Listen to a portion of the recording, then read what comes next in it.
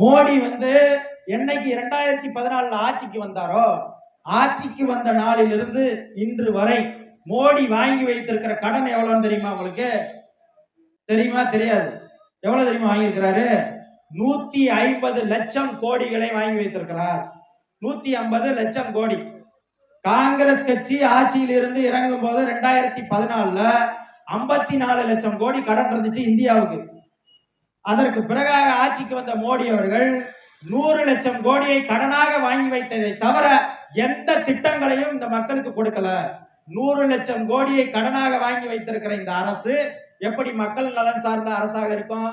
என்னைக்காவது ஒரு நாள் இந்த அண்ணாமலைய 100 லட்சம் கோடியை இதற்காக வாங்கி இருக்கிறோம், இதற்காக செலவு செய்திருக்கிறோம் என்று ஒரு வெள்ளை அறிக்கை விட சொல்லுங்க. இவ்வளவு வாய் பேசுறாரு பாஜகவினுடைய தலைவராக இருக்கிற அண்ணாமலை.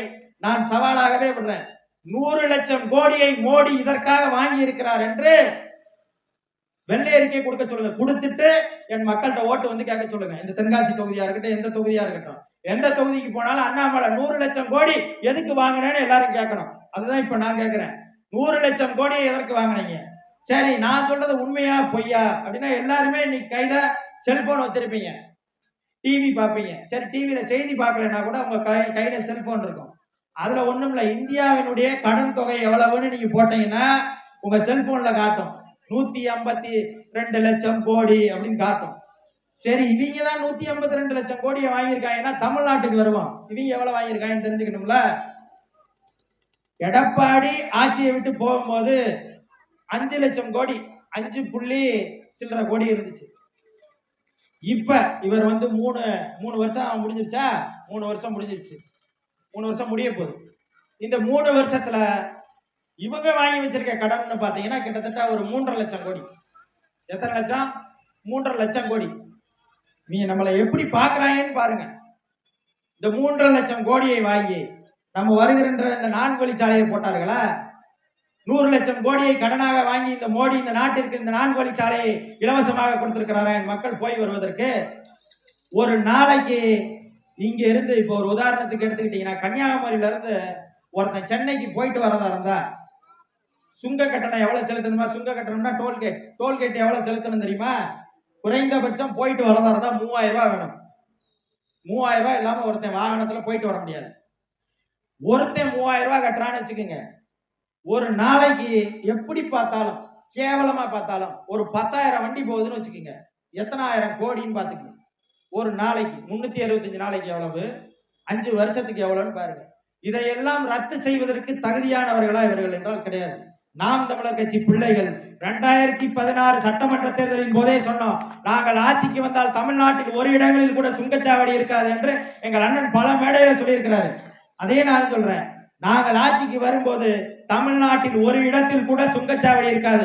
இதை ஏதாவது ஒரு ஆண்மகனால் சொல்ல முடியுமா என்று கேள்வி பாருங்க. ஏதாவது ஒரு கட்சி, பிஜேபியா இருக்கட்டும், திமுகவா இருக்கட்டும், அண்ணா திமுகவா இருக்கட்டும், காங்கிரஸ் கட்சியாக இருக்கட்டும், எந்த கட்சியாவது சுங்கச்சாவடி தமிழ்நாட்டில் இருக்காது என்று சொல்வதற்கு யாருக்காவது தைரியம் துணிவு இருக்கிறதா என்றால் கிடையாது. உறுதியாக நாம் தமிழர் கட்சி ஆட்சிக்கு வரும், சுங்கச்சாவடிகள் அகற்றப்படும். இதுல பெரும்பாலும் சுங்கச்சாவடியில போறவங்களுக்கு தான் அந்த சிரமம் தெரியும். இங்கனக்குள்ளேயே இருக்கிறவங்களுக்கு பெருசா சிரமம் தெரியும். அதனாலதான் உங்களுக்கு பெட்ரோல் கதை சொன்னேன். 2 வீலர் பெட்ரோல் இருக்குல்ல, அந்த கதை சொன்னேன். 90,000 ரூபாய் வரி செலுத்துறீங்க, பாத்துங்க, பார்த்து ஓட்ட போட்டு விடுங்க. நீங்க பாட்டுக்கு திரும்பவும் பாஜகவுக்கோ திமுகவுக்கோ அண்ணா திமுகவுக்கோ போட்டீங்கன்னா என்ன ஆகும்னா 102 ரூபாய் இருக்க பெட்ரோல 150 ரூபாய்க்கு வாப்புல மோடி. காங்கிரஸுக்கு போட்டீங்கன்னா 125 ரூபாய்க்கு வாப்புல ராகுல். அவ்வளவுதான் நடக்கும், வேற ஒண்ணும் நடக்காது. நான் சொல்றதெல்லாம் நடந்துட்டே வருது. இப்ப எங்க அண்ணன் பேசுனது நடந்துகிட்டே வருது. போன முறை நாங்க சொன்னோம், சட்டமன்ற தேர்தல் பரப்புரையின் போது சொன்னோம். அப்ப மோடி கொஞ்சம் குறைச்சுதான் வாங்கி வச்சிருந்தாரு. எவ்வளவு வாங்கி வச்சிருந்தாருன்னா 70 லட்சம் தான் வாங்கி வச்சிருந்தாரு. இப்போ ஒரு 30 லட்சத்தை சேர்த்து வாங்கியிருக்காப்புல. இந்த 3 வருஷத்துல ஒரு 30 லட்சத்தை சேர்த்து வாங்கியிருக்காப்புல. அப்ப 30 லட்சம் கோடியை இந்த 3 ஆண்டுகளில வாங்கி வைத்திருக்கிற மோடிக்கு அவங்க ஓட்டு, அல்லது இந்த மண்ணில் ஆட்சிக்கு திமுக 3 லட்சம் கோடியை கடன் வாங்கி இருக்கிற இந்த திமுகவுக்கு அவங்க ஓட்டுன்றதை நீங்க தான் முடிவு செய்யணும். நான் அதெல்லாம் உங்க இதுலயே விட்டுருவேன். நீங்க இதுக்கு போடணுமா போட வேணாமான்றதை மட்டும் தான் முடிவு செய்யணும்.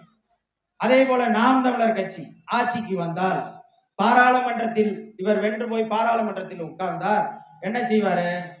கனிம வள கொள்ளைக்கு எதிராக பேசுவார்.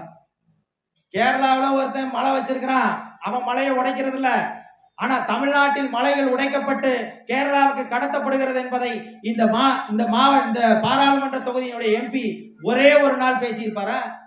267 கேள்வி கேட்டிருக்கிறாரா? நான் செய்தித்தாளில் பார்த்தேன்.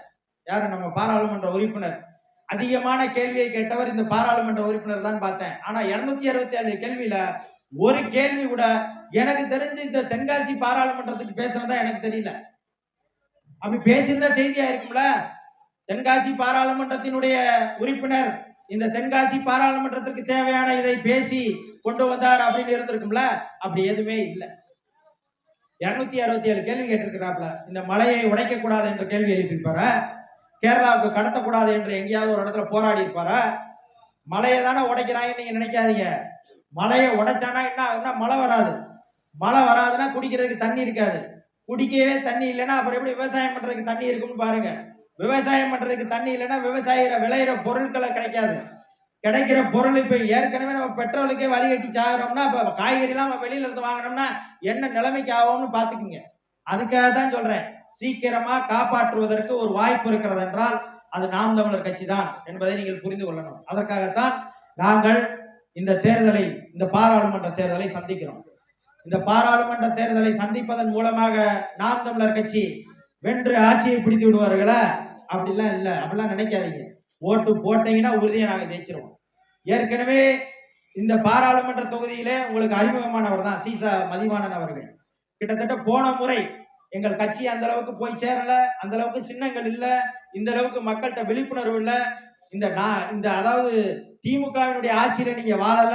அதற்கு முன்பாகவே எங்களுக்கு 60,000 வாக்குகளை இந்த மக்கள் அள்ளி தெளித்திருக்கிறீர்கள். அது எந்த மாற்று கருத்தும் இல்லை.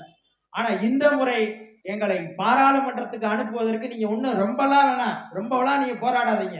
உங்களுக்கு எளிமையான கணக்கு சொல்றேன் பாருங்க. இங்க குறைஞ்சபட்சம் ஒரு 1800 வாக்குச்சாவடி இருக்குமா? 1800 வாக்குச்சாவடின்னு வச்சுக்கோங்க. ஒரு வாக்குச்சாவடிக்கு வெறும் 300 பேர் ஓட்டு போடுங்க. என் தம்பி பாராளுமன்றத்துக்கு போயிருவான் கையெழுத்து போடுறதுக்கு. வெறும் 300 பேர். 1800 வாக்குச்சாவடிகளில வெறும் 300 பேர் வாக்கு செலுத்தினீங்கன்னா போதும். வெறும் 300 பேர் போட மாட்டீங்களா ஓட்டு? போடலாம். நீங்க நினைச்சா நீங்க 300 பேர் வாக்கு செலுத்தினீங்கன்னா நாங்க வென்று வந்துருவோம். பெரும்பாலான இடங்கள்ல எங்களுக்கு 100 வாக்குகள் போட்டிருக்காங்க, 150 வாக்குகள் போட்டிருக்காங்க, 200 வாக்குகள் போட்டிருக்காங்க, 250 வாக்குகள் போட்டிருக்காங்க, ஒரு சில இடங்கள்ல 600 வாக்குகள் போட்டிருக்காங்க, 50 வாக்குகளும் உள்ள வாக்குச்சாவடி இருக்குது. ஆனா நீங்க குறைந்தபட்சம் 300 வாக்குகளுக்கு மேல எங்களுக்கு வாக்கு செலுத்தினீங்கனாலே என் தம்பி வென்று போயிடுவான். எங்க நாடாளுமன்றத்துக்கு உறுப்பினர் ஆயிடுவான். அதனால இந்த பிள்ளைகள் எல்லாம் வென்றுவார்களா, இவர்கள் வந்து நின்றா ஜெயிச்சிருவாங்களா, இவங்களை நம்பி நம்ம வாக்கு செலுத்தலாமா அப்படின்ற எண்ணம் எல்லாம் உங்களுக்கு தேவையில்லை என்றதுக்காகத்தான் இந்த கூட்டம் நடத்திக்கிட்டு இருக்கிறோம்.